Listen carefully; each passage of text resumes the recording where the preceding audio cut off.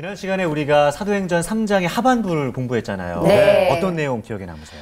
네, 솔로몬의 행각에서 베드로가 명설교를 했습니다. 맞아요. 네. 그 이름과 믿음에 대한 이야기가 있었죠. 맞아요. 그리고 새롭게 되는 날이 주 앞으로부터 이를 것이다 라고 설교를 해주셨어요. 맞습니다. 네. 그리고 너희가 이제 돌이키고 회개하라. 정말 명설교를 했는데 사도들의 활약이 굉장합니다, 지금. 네. 굉장히 오늘 사도행전 4장이에요. 네. 어떤 내용일지 기대가 됩니다. 너무 기대됩니다. 안녕하세요. 네, 안녕하세요. 지난 시간까지 우리들이 봤던 게 사도행전 3장 이야기를 봤는데 베드로의 설교 우리들이 강력하게 봤습니다.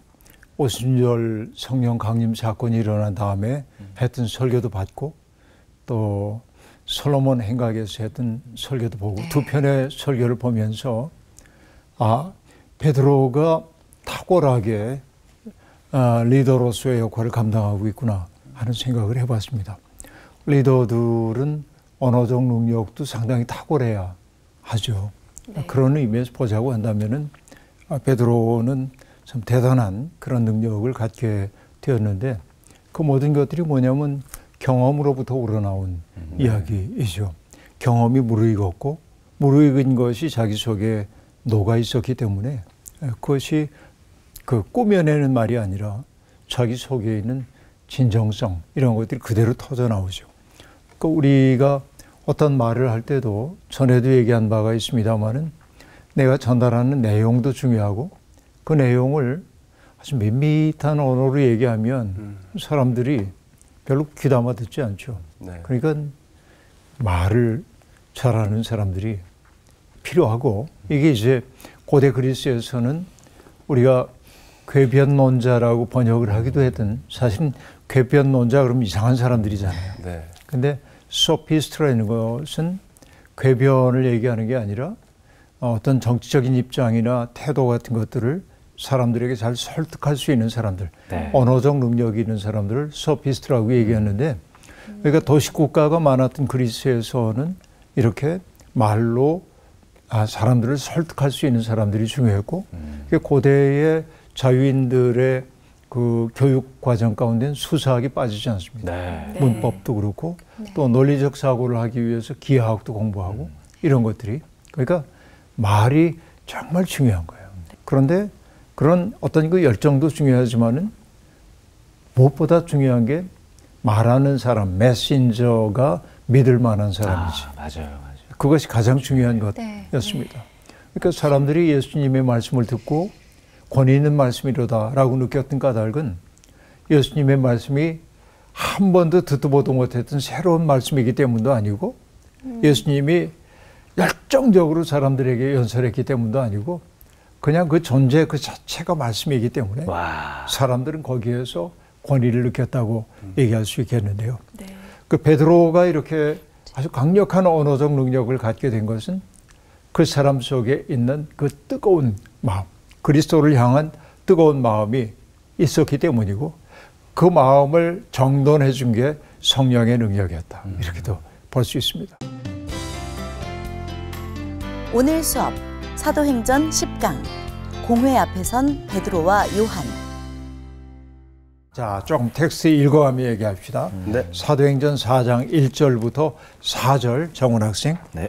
사도들이 백성에게 말할 때에 제사장들과 성전 맡은 자와 사두개인들이 이르러 예수 안에 죽은 자의 부활이 있다고 백성을 가르치고 전함을 싫어하여 그들을 잡음에 날이 이미 저물었으므로 이튿날까지 가두었으나 말씀을 들은 사람 중에 믿는 자가 많으니 남자의 수가 약 5천이나 되었더라. 네, 굉장한 얘기가 여기 등장하는데요. 네. 사도들이 솔로몬 행각에서 백성들에게 얘기를 하고 있을 때 사람들이 찾아옵니다. 제사장들과 성전 맡은 자들, 성전 경비대원들이라고 얘기할 수 있겠는데 그리고 사두개파 사람들이 몰려옵니다. 우리가 다 잘 알고 있는 것처럼 유대교 갱신운동을 벌이고 있던 사람들이 여럿이 있는데 그 중에 하나가 바리새파 사람 잘 알죠? 네. 바리새파. 그 다음에 사두개인. 그리고 열심당원, 우리가 젤럿이라고 얘기하는 젤럿이라는 건 과격분자들입니다. 그 독립을 쟁취하기 위해 우리가 어떤 일을 해야 하는지 열정을 보이고 있던 사람들이고, 그리고 광야로 들어가 가지고서는 기도에 전념하고 있었던 에세네파. 그러니까 이들은 모습을 잘 드러내지 않았고, 사람들 앞에 에세네파도 광야에 있었기 때문에 모습 잘 드러내지 않습니다. 대중들 앞에 드러난 사람들은 이런 이들입니다. 바리새파라고 하는 것은 구별되었다라고 하는 뜻. 우린 달라. 이 생각이 그들에게 있었습니다. 그러니까 정말 이방 세계가 지배하고 있는 세상이지만은 우리는 그들과 달라. 구별됨을 굉장히 중요하게 생각하고, 이것은 유대교 갱신운동에서 매우 중요한 요소였습니다. 그런데 사두개인들은 대대적으로 사제계층을 비롯한 약간 귀족층입니다. 누릴 것을 다 누리고 살고 있는 사람들입니다. 그들은 조상의 전통을 소중하게 여기는 이들이었습니다. 그리고 우리가 알다시피 사두개파 사람들은 구약 성서 속에 죽은 자의 부활에 대한 이야기가 없기 때문에 죽은 자의 부활을 믿지 않는 사람들이었습니다. 근데 바리새파 사람들은 페르시아 시대로부터 이렇게 들어왔던 새로운 물주기를 따라서 죽은 자의 부활에 대한 생각을 가지고 있던 사람들입니다. 그러니까 지금 베드로의 연설에서 굉장히 중요한 게 예수님이 죽임을 당했지만 그러나 하나님이 그를 다시 살리셨다라고 얘기하므로 부활 얘기를 했어요. 이것이 굉장히 불쾌한 사람들이 있었겠죠. 누굽니까? 바로 사두개인들. 그리고 그들의 계층들이 사제층이라고 얘기했으니까 제사장. 그리고 그 성전을 경비하는 사람들도 전부 이 휘하에 있는 사람들이에요. 그러니까 제사장들과 성전을 관리하는 사람들과 이 사두개파 사람들이 다가옵니다. 그리고 그들이 이렇게 얘기합니다. 예수 안에 죽은 자의 부활이 있다고 백성을 가르치고 전함을 싫어하였다라고 얘기합니다. 이제 이해할 수 있죠. 어떤 맥락인지 우리가 알 수 있습니다. 자, 사두개인들은 부활이 없다고 했지만 사실 그들이 꺼리고 있는 것은 사도들이 가르치고 있는 부활에 대한 교리가 아니라 그 자기들의 범죄 행위를 이 사도들이 일깨우고 있었기 때문입니다. 이렇게 종교적 권리의 이름으로 예수를 죽였다는 그 죄책감을 사람들에게 자꾸만 각인시키고 있는 게 그 아주 속상한 일이고, 그런데 예수가 살아났다고 하는 그 사실은 자기들의 판단이 그릇되었다고 하는 사실을 입증해 보여주는 것이죠. 예수의 부활 자체가 그들이 선택했던 생각들이 모두 어긋나는 일이었음을 그대로 드러내는 일이었기 때문에 그들은 이 얘기가 더 이상 번져가지 않도록 막아야 된다고 생각합니다. 그래서 그들은 잡았습니다. 4장 3절에 보면 그들을 잡음에 날이 이미 저물었으므로 이튿날까지 가두었으나, 그러니까 체포하고 구금하고 있음을 알 수 있습니다. 어쨌든 그 이야기를 쓱 해놓고 4절은 말씀을 들은 사람 중에 믿는 자가 많으니 남자의 수가 약 5천이나 되었다. 어마어마한 숫자 얘기합니다. 근데 이 사건이 우리에게 보여주는 게 오병이어의 사건, 보리떡 5덩이와 물고기 2마리로 몇 명이 먹고도 남아요. 5천 명이 먹고도 남아죠. 이 얘기를 연상시킵니다. 우리에게. 그러니까 말씀이 일으킨 기적의 사건들이 이렇게 복음서의 이야기와 연결되고 있음을 우리가 알 수 있는데, 정말 5천 명이면 어마어마하게 많은 수이거든요. 남자만 해도 그렇다고 얘기를 지금 하고 있습니다.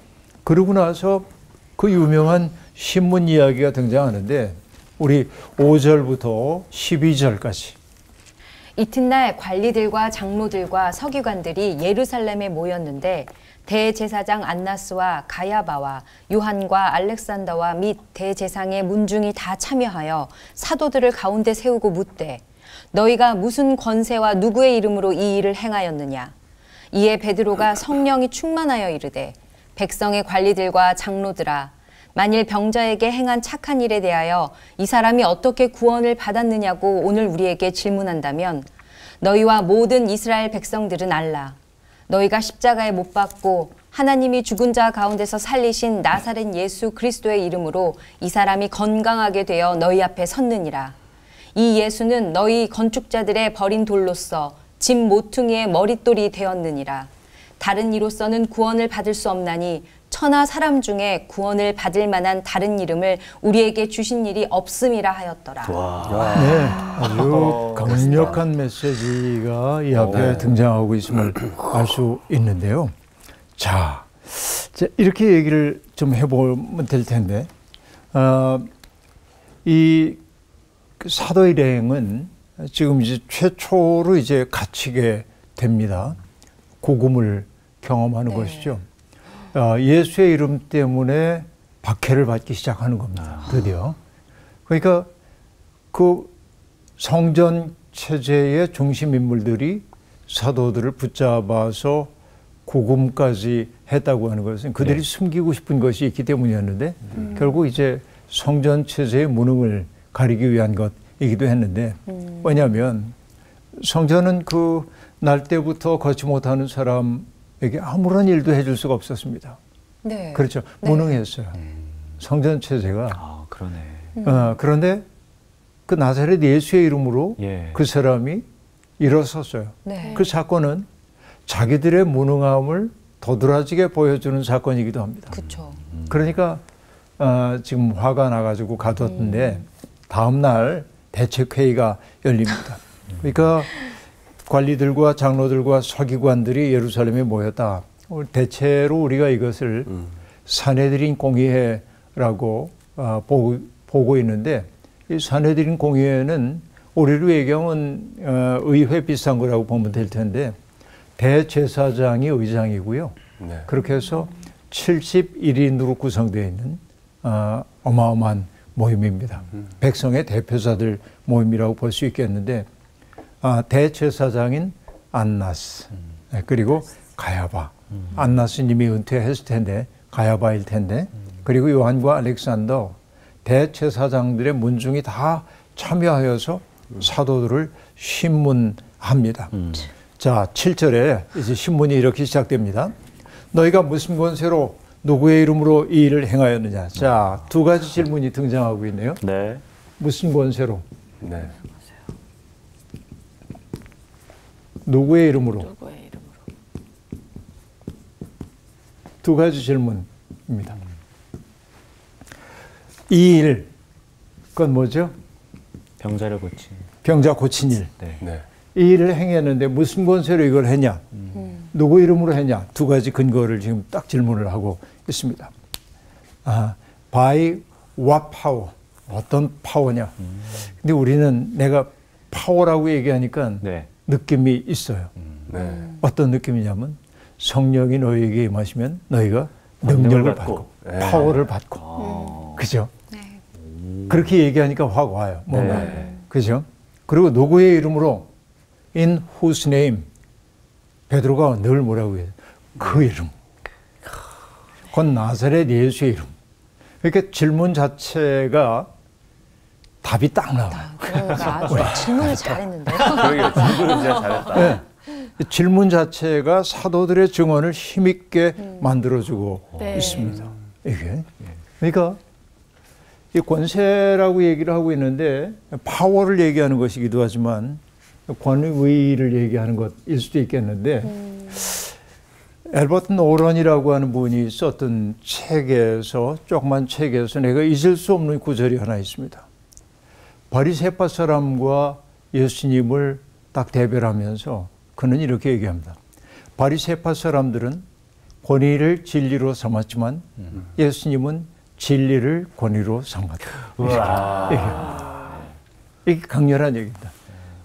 내가 바리새파 사람이라고 하는 사회적 인식, 내가 남들과 구별된다고 하는 이런 그 자부심, 이런 것들을 진리처럼 사람들에게 내보였어요. 이게. 근데 예수님은 일체 그런 거 없이 오로지 진리, 그것만 가지고 사신 분이죠. 네. 그러니까 진리를 권위로 삼는 게 본래적인 거죠. 네. 근데 권위를 진리로 삼는 사람들이 제법 많습니다. 이런 걸 뭐라고 얘기하냐면 본말 전도라고 얘기해요. 본말 전도. 본말 전도. 본말이 뒤집혔다. 하는 얘기죠. 우리가 이제 본이라고 하는 글자를 보면은 나무 목자가 있잖아요. 네. 여기 이렇게 있어요. 이건 뭘 얘기할까요? 나무의 밑에 있는 건 뭐예요? 뿌리죠. 네. 본은 뿌리입니다.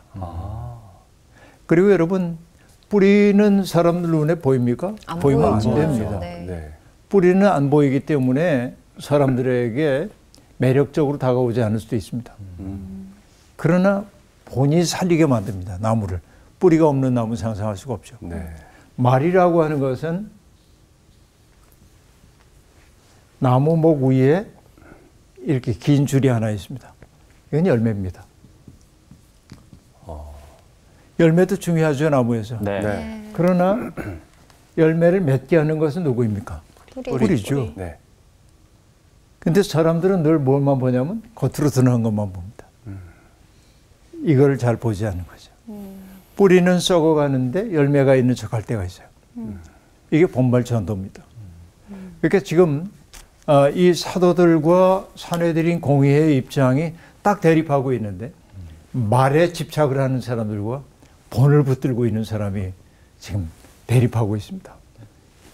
사람들은 늘 말이 이길 거라고 생각합니다. 그러나 아닙니다. 언제나 본이 이기도록 되어 있습니다. 이게 핵심이라고 얘기할 수 있겠는데요. 그렇죠? 자, 성령이 충만한 베드로가 증언합니다. 자, 질문을 했으니까 대답을 해야 합니다. 그리고 8절이 베드로가 대답할 때 그냥 했다고 얘기 않고 성령이 충만하여 대답을 했다고 얘기합니다. 백성의 관리들과 장로들아, 자, 그 어무이한 대표자들, 정말 유명자한 사람들, 권위로 온몸을 무장하고 있는 사람들 앞에 네. 갈릴리 어부 출신의 배운 것 없는 뒷배경도 없는 사람이 당당하게 서서 말합니다. 백성의 관리들과 장로들아, 만일 병자에게 행한 착한 일에 대하여 이 사람이 어떻게 구원을 받았느냐고 오늘 우리에게 질문한다면, 자, 대상은 백성의 관리들과 장로들입니다. 그들은 누구냐면 예수님의 십자가 처형에 1차적 책임이 있는 자들입니다. 그들에게 사안은 뭐예요? 병자에게 행한 착한 일이 지금 우리를 붙들어 놓은 일이라고 한다면 질문의 요지 뭐라고 얘기합니까? 이 사람이 어떻게 구원받았느냐? 어떤 힘을 의지하여 이 사람 치유했느냐? 이 질문이죠. 네. 여러분이 지금 내게 질문한 게 그 얘기죠. 베드로가 네, 네. 딱 얘기합니다. 논점을 명확하게. 오, 짚고가네. 지금 당신들이 내게 질문한 게 이거죠. 논점을 명확하게 얘기했어요. 그럼 거기에 대해서 명확하게 얘기하겠다고 얘기합니다. 너희와 모든 이스라엘 백성들은 알라. 자, 처음에 질문을 했던 것은 백성의 지도자들입니다. 그러나 베드로는 들어야 하는 사람들을 그들에게만 국한하지 않고 온 이스라엘 사람들이 내 메시지를 들어야 한다고 이야기하고 있습니다. 그리고 얘기합니다. 너희가 십자가에 못 박고 자, 예수를 죽인 책임의 주체를 명확하게 하고 있습니다. 너희. 네. 바로 지도자라고 하는 너희가 예수를 십자가에서 못 박았어. 그런데 하나님이 죽은 자 가운데서 살리신이라고 얘기하므로, 그러니까 부활 사건의 주체는 하나님. 하나님이 그를 다시 살리셨다. 그리고 얘기합니다. 치유의 능력은 어디로부터 나왔느냐? 하나님이 죽은 자 가운데서 살리신 나사렛 예수 그리스도의 이름으로 건강하게 되어 너희 앞에 서느니라. 자, 이 굉장히 파워풀해요. 네. 논리적이고, 그렇죠? 자, 책임의 주체 너희. 그렇죠? 부활 사건의 주체 하나님, 그리고 치유의 능력 하나님이 다시 살리신 나사렛 예수. 야, 꼼짝 못하게 만드네. 네, 딱 이렇게 지금 얘기를 하고 있습니다. 그리고 너희가 싫어서 버렸던 그 예수를 어떻게 했다고 얘기합니까? 예수는 너희 건축자들의 버린 돌로서 집 모퉁이의 머리돌이 되었느니라 라고 얘기하고 있습니다. 네. 건축자들은 유대교 종교 지도자들을 일컫는 말이겠죠. 버린 돌은 십자가에 처형당하신 예수님입니다. 그런데 집 모퉁이 어떤 집입니까? 새로운 역사입니다. 근데 여러분 여기에 모퉁이 돌이라고 하는 얘기가 등장하는데 코너스톤. 네. 예, 코너스톤이기도 하고 이게 뭐냐면 캡스톤이라고도 하는데 캡스톤.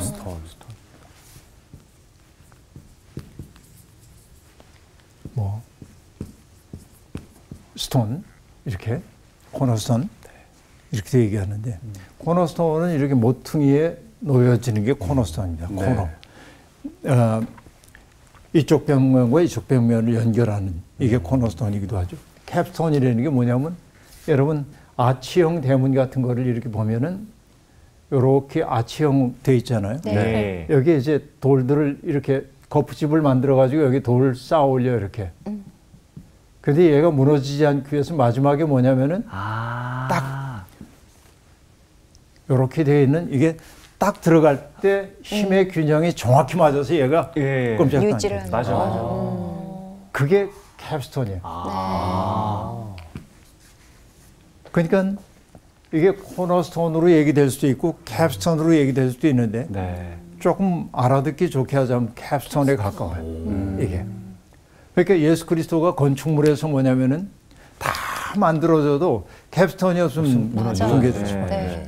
그러니까 예수 그리스도는 새로운 역사를 열어가는 데 있어서 핵심. 그런 뜻이구나. 근데 뭐냐, 그 예수를 너희가 버렸어. 그런데 하나님이 그를 건축자의 머리돌로 삼으셨단 말이야. 이렇게 얘기를 지금 하고 있습니다. 굉장히 강력해. 케팔렌 고니아스. 헬라어로 그렇게 얘기하는데 어쨌든 이렇게 삼으셨다. 그리고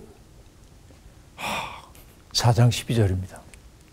다른 이로서는 구원을 받을 수 없나니 천하 사람 중에 구원을 받을 만한 다른 이름을 우리에게 주신 일이 없음이라. 자, 다른 이름으로 안 돼. 성전의 이름으로 no. 모세 이름으로 no. 율법의 이름으로 no. 지금 대제사장 안나스의 이름으로 가야바의 이름으로 no. 누굽니까? 예수입니다. 구원사의 완성이 예수라는 것입니다. 근데 그 예수는 누굽니까? 사랑을 위해 목숨을 걸었던 분입니다. 예수가 걸었던 십자가의 길만이 유일한 구원의 길이라고 얘기합니다. 예수야말로, 예수의 삶의 방식이야말로 인간이 도달해야 하는 최종적 목표라는 거예요. 예수 그리스도야말로 여러분 역사를 알파와 오메가로 얘기할 때 오메가 포인트. 그 예수야말로 우리 모든 인류의 핵심.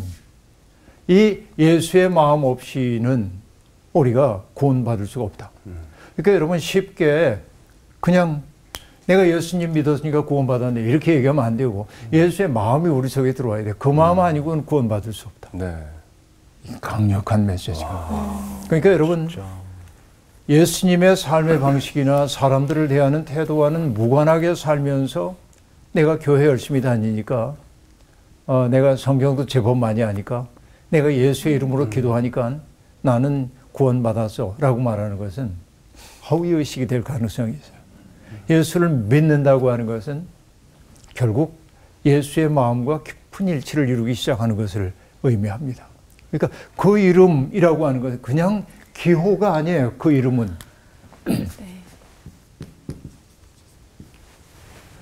우리가 언어학에서 얘기할 때 기표와 기의를 얘기하는데 이거는 표현된 것입니다.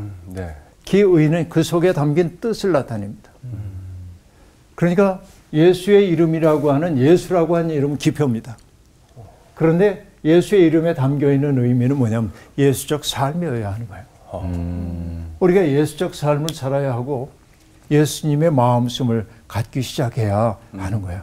그러니까 예수님의 마음과 무관한 삶을 살면서 예수의 이름을 믿는다고 하는 것은 이름의 오용이다 하는 얘기입니다.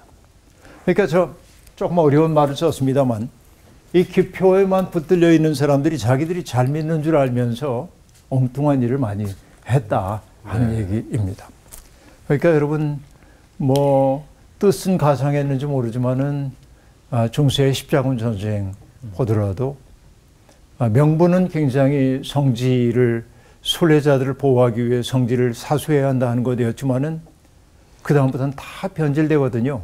이게 이익 얻기 위한 거, 예수의 이름으로 자기의 입속 차리려는 사람이 너무 많았고 스페인의 종교 재판 같은 거, 특별히 종교 재판은 스페인이 가장 강렬하게 나타납니다. 그 까닭이 뭐냐면 오랫동안 이슬람 세계의 지배를 받았기 때문에 그것을 쫓아내고 나서 강력한 이단 재판들을 하거든요. 그 스페인이 제일 참혹했습니다. 이런 것도 예수의 이름으로 얘기하면서 오히려 예수님이 바라지 않는 일들을 너무 많이 해요. 그런가 하면 나치 시대의 독일 교회, 그렇죠. 여기도 보면은 굉장히 믿음이 있는 것처럼 보이지만은 죽어가고 있는 사람들에 대한 연민의 마음 없고 그런 거예요. 그러니까 예수의 이름이 어떻게 오용되고 있는지를 보여주고 있다 하는 얘기입니다. 그러니까 여러분 어쨌든 다른 이로서 구원받을 수 없다. 천하 사람 중에 구원받을 다른 이름 우리에게 주신 일이 없다. 여러분 이 예수의 이름 단단하게 붙들고 가야 합니다. 이름만이 아니라 그 이름 속에 담겨있는 의미를 새겨야 하는 것이죠. 그 다음 보겠습니다. 13절부터 16절까지. 네.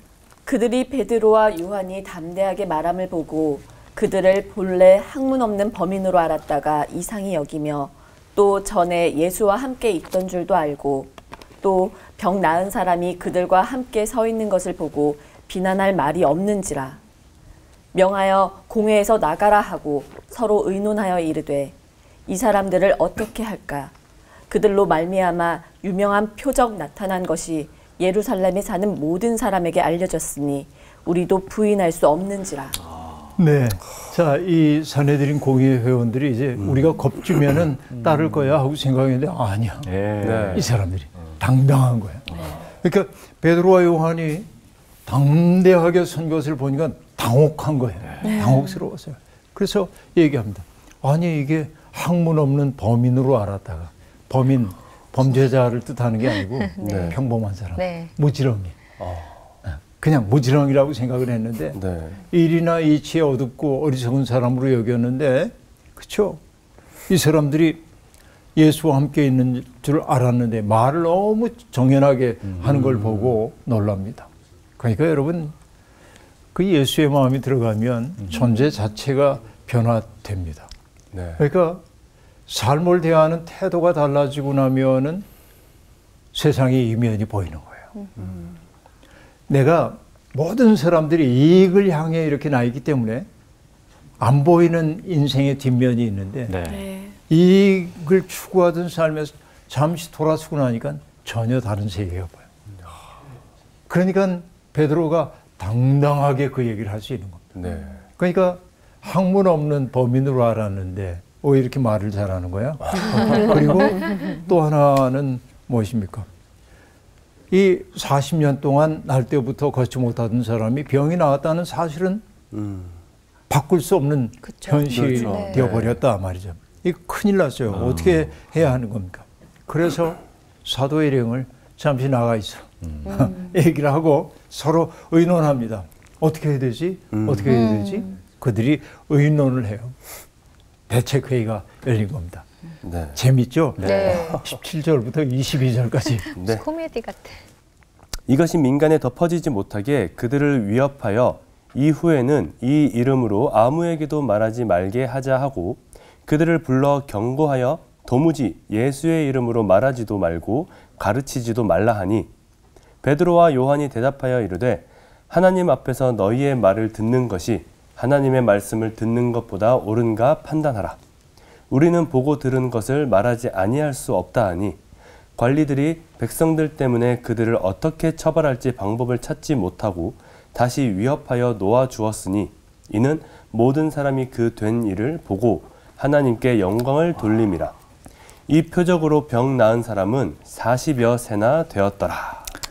네, 어마어마한 사건이 지금 네. 벌어졌습니다. 네. 자, 그들의 당혹감. 이 사람들을 도대체 어떻게 해야 되지?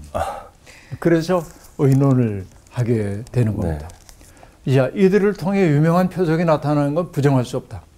그리고 이게 예루살렘 사람들에게 빠르게 알려지고 있어요. 네. 그 얘기는 뭐냐? 우리들의 권위가 훼손될 가능성이 네. 있다는 겁니다. 그래서 대책을 세웁니다. 그건 뭡니까? 이것이 민간에 더 퍼지지 못하게 하자. 언로를 차단하자. 그래서 언로를 차단한 방식은 뭡니까? 위협하고 겁주는 거입니다. 아유. 그리고 얘기합니다. 다시는 그 이름으로 말하지 못하게 하자라고 얘기합니다. 여러분, 그런데 위협이라고 하는 게 어떤 사람에게만 작동하냐면 두려워하는 사람에게만 작동됩니다. 네. 위협이라고 하는 건 그래요. 그래서 역사 속에서 악이 때때로 승리하는 것처럼 보이는 까닭이 뭐냐? 선한 사람들이 침묵하기 때문에 그렇습니다. 그렇죠? 근데 여러분, 누군가 소리를 내면 악에는 균열이 가도록 되어 있습니다. 네. 베드로가 지금 그렇게 하고 있음을 볼 수 있습니다. 그러니까 두려움이 없기 때문이 아니라 두려움에도 불구하고 진실을 말하지 않을 수 없는 사람들이 역사를 바꿉니다. 네. 우리가 알다시피 종교개혁자인 마틴 루터는 모름스 종교회의에 붙잡혀 가가지고 거기에서 그동안 루터가 썼던 모든 글들을 부인하라고 하는 명령을 받습니다. 네. 이것을 부인하면 용서하게 되는 겁니다. 루터는 깊은 번민에 빠집니다. 말미를 좀 주십시오. 생각을 좀 해보겠습니다. 그리고 며칠 동안 고뇌의 시간을 보냅니다. 하나님께 기도도 했겠죠. 그리고 다시 모름스 의회 앞에 나섭니다. 그리고 말합니다. 하나님, 내가 여기에 서 있습니다. 나는 다른 것을 말할 수가 없습니다. 양심에 반하는 다른 것 할 수가 없습니다. 하나님이여 나를 도우소서 라고 말하면서 자기의 견해를 취소할 수 없다고 선언합니다. 이게 모름스에서 마틴 루터가 했던 거예요. 이게 종교개혁을 가능하게 했던 것입니다. 하나님, 내가 여기에 서 있습니다. 나를 도우소서. 강력하죠? 네. 근데 이 루터가 누구를 닮았냐면 그렇게 비장하게 얘기하지 않았지만 베드로입니다. 베드로. 그렇죠? 그가 뭐라고 얘기합니까? 19절. 네. 베드로와 요한이 대답하여 이르되 하나님 앞에서 너희의 말을 듣는 것이 하나님의 말씀을 듣는 것보다 옳은가 판단하라. 야. 우리는 보고 들은 것을 말하지 아니할 수 없다. 네. 하니 당당하게 일어섰어요. 위협하는 말을 하는 사람들이 세속적 권력을 가지고 있습니다. 네. 그런데 위협을 당하는 사람들 속에는 뭐가 있냐면 하나님의 말씀이 있습니다. 이게 정말 진짜. 강렬한 얘기입니다. 네. 그래서 얘기합니다. 우리는 보고 들은 것을 말하지 않을 수가 없다라고 말합니다. 이 대목을 읽을 때마다 떠오르는 게 있는데요. 마하트마 간디가 했던 얘기입니다. 비겁은 안전한지를 묻는다. 편의주의는 정치적인가를 묻는다. 허용은 인기 있는가를 묻는다. 그러나 양심은 옳은가를 묻는다. 안전하기 때문이 아니라 정치적이기 때문이 아니라 인기가 있기 때문이 아니라 양심이 옳다고 말하기 때문에 일을 해야 할 때가 있다. 이렇게 얘기합니다. 이게 마하트마 간디의 삶을 일으켜 세운 거예요. 그렇죠? 비겁은 안전한지를 묻습니다. 편의주의는 정치적인지를 묻습니다. 허용은 인기 있는지를 묻습니다. 오늘 우리의 말은 어떠한지요? 그렇죠?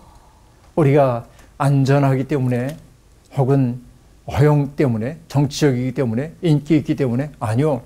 양심이 명하는 대로 말할 때 세상은 바뀐다라는 얘기입니다.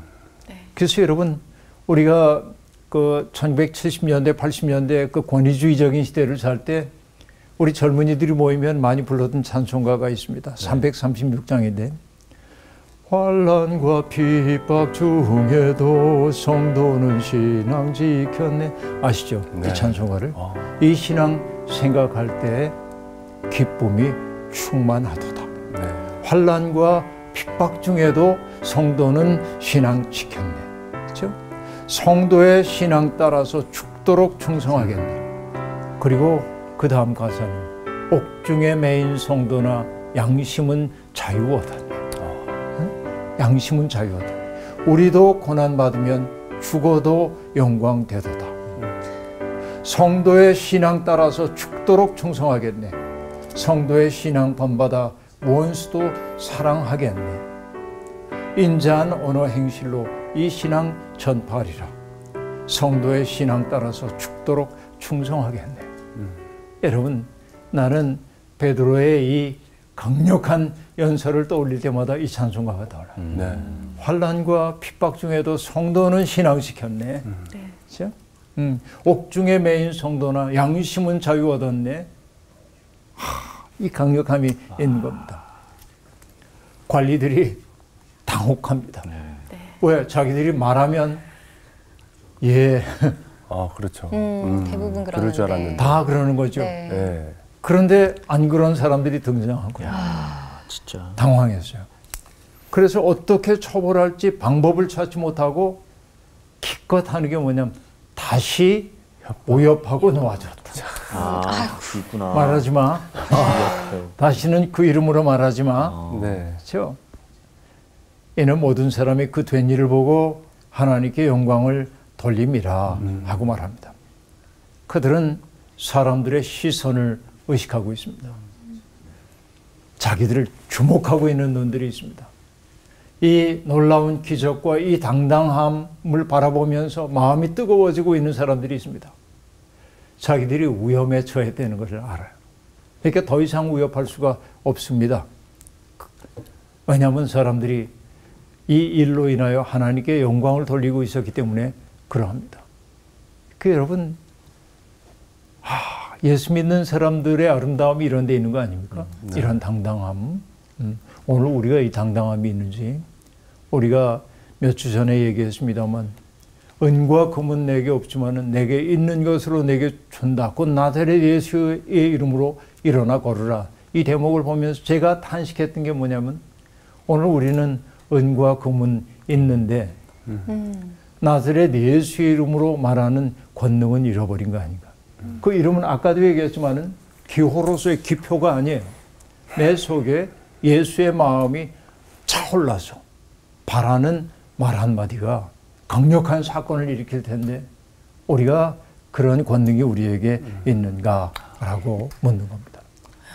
그리고 이 이야기의 에필로그는 병 나은 사람이 몇 살? 40여 세라고 얘기합니다. 성경에서 40이라고 하는 숫자는 언제나 뭔가 변화의 사건, 뭔가가 숙성되었던 변화의 사건을 얘기하죠. 네. 모세도 40년 동안 네. 광야에서 호렙산에서 목동 생활을 하고 이후에는 하나님의 부르심을 받아서 40년 동안을 네. 백성들을 이끌고 네. 예수님도 40일 동안 광야에서 시험 받았고 엘리야도 40일을 광야에서 네. 지내게 됩니다. 그건 뭐냐면 그 40일은 변화의 시간입니다. 그러니까 이 사람이 이 날 때부터 걷지 못하던 사람이 40여 세라고 얘기하는 것은 예수의 이름과 더불어 그에게 완전히 새로운 삶이 시작되었다는 사실을 일깨워주고 있는 것이죠. 네. 우리는 비루한 말을 보았습니다. 자기들의 권위에 의지해가지고 자기들에게 주어져 있는 외적 권위를 가지고 사람들을 위협하면 다 통할 거라고 생각하는 사람들과 그 다수의 사람들과 아주 소수이지만 하나님의 말씀에 사로잡혀 있는 사람이 딱 섰을 때 본질을 붙들고 있는 이가 말을 붙들고 있는 이를 이겨내고 있는 놀라운 현상을 우리가 지금 보고 있는 것이죠. 네. 우리 교회의 언어가, 설교의 언어가, 신앙인의 언어가 그 본질과 잇대어져서 힘 있는 말씀, 권위 있는 말씀으로 선포될 수 있으면 얼마나 좋겠습니까? 이런 꿈을 품고 오늘 얘기 여기서 마치겠습니다. 고맙습니다. 감사합니다.